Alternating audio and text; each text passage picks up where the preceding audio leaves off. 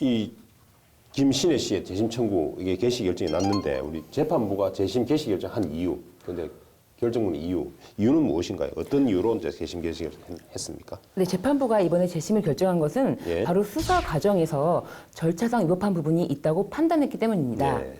수사기관에서의 어떤 수사상 절차상 위법, 네.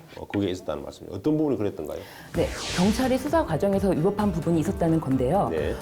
법원은 압수수색에 참여하지 않은 경찰관이 참여했다고 하는 등 경찰 측이 직권남용, 권리행사 방해, 허위 공문서 작성 행사 등 위법을 저질렀다고 판단을 했습니다. 또 김 씨가 현장 검증을 거부했는데도 경찰이 영장도 없이 범행을 재현하게 한 점도 있고요. 이런 점에서 경찰이 직권남용, 권리행사 방해죄가 있다고 봤는데요. 이처럼 법원은 수사 과정에서 발생한 절차상 위법을 근거로 판결의 공정성이 의심이 되는 경우가 사유가 존재한다고 하여서 재심 결정을 내렸습니다.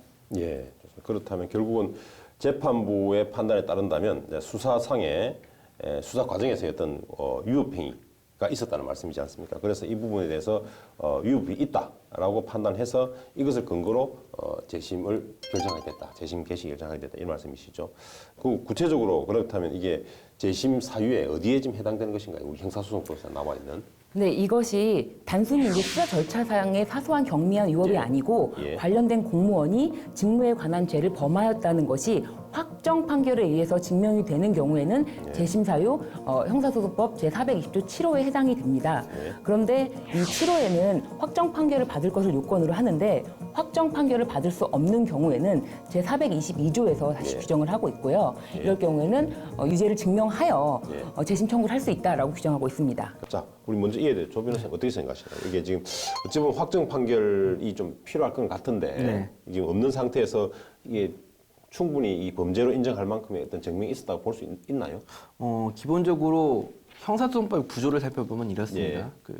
재심 규정은 지금 신 변호사님께서 말씀해 주셨다시피 공소제기 절차라든가 수사 절차 내부에서 해당 공무원, 관계된 공무원의 범죄 행위가 발견되어서 그것이 확정 판결이 났을 때를 기초적인 기준으로 하고 있는데요.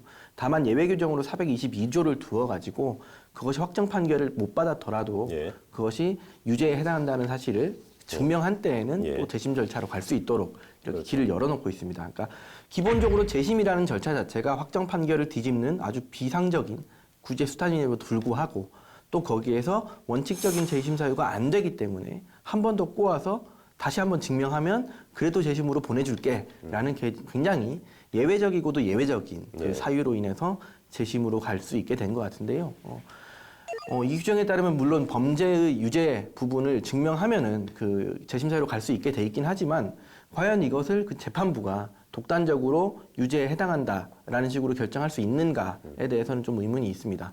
왜냐하면은 재심이라는 것은 기본적으로 확정 판결을 뒤집는 것이기 때문에 굉장히 예외적인 것으로 해석이 되고요. 실제적으로 아까 사회자께서도 처음에 말씀해 주셨지만 실무를 담당하는 변호사들은 재심 제도가 사실상 없는 거 아니냐라고 생각을 하고 있어요. 그런데 확정 판결도 받지 않았고 거기에 대해서 공소시효가 지났다거나 혹은 당사자가 사망했기 때문에 공소권이 없다라는 것에 대한 구체적 증명이 없었음에도 불구하고 재심 개시 결정을 내린 해당 재판부가 다른 기록이나 이런 것들을 토대로 해서 새로운 증거나 명백한 증거, 신규 증거 이런 것들이 없음에도 불구하고 독단적으로 범죄 혐의가 있다라는 식으로 인정을 한 건데요.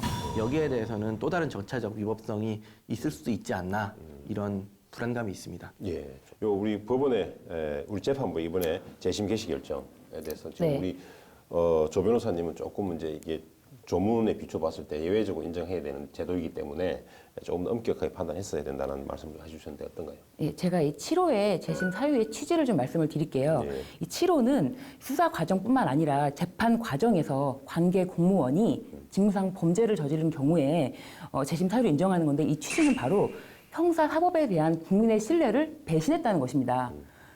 국민의 한 사람의 인권을 침해하면서 형사사법 제도에 의해서 그 사람을 처벌하는 경우를 국가에다 맡겨놨는데 국가가 그 절차를 위법하게 이용해서 범죄 의심이 되는 행위를 해서 그 절차상 위법이 있는 경우에 이런 경우는 국민이 사법 형사 제도 자체를 믿을 수가 없지 않습니까? 이런 배신이 느껴지는 경우에는 확정 판결을 받지 못하는 경우라 하더라도 국민적 신뢰를 회복하기 위해서 이 형사사법 제도를 지키기 위해서 오히려 422조를 둔 것입니다.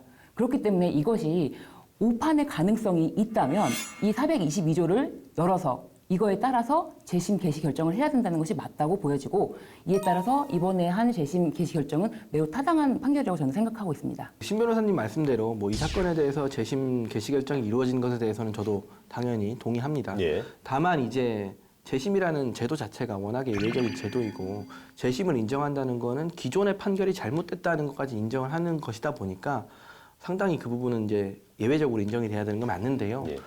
지금 문제가 되는 것은 원칙적으로 재심을 인정하려면 확정 판결, 그러니까 수사라든가 공소제기 절차에 그 기반된 내용에 대한 확정 판결이 있어야 된다는 거죠. 유죄 확정 판결. 그런데 그것이 없음에도 불구하고 예외적으로 이제 재심을 인정한 건데요.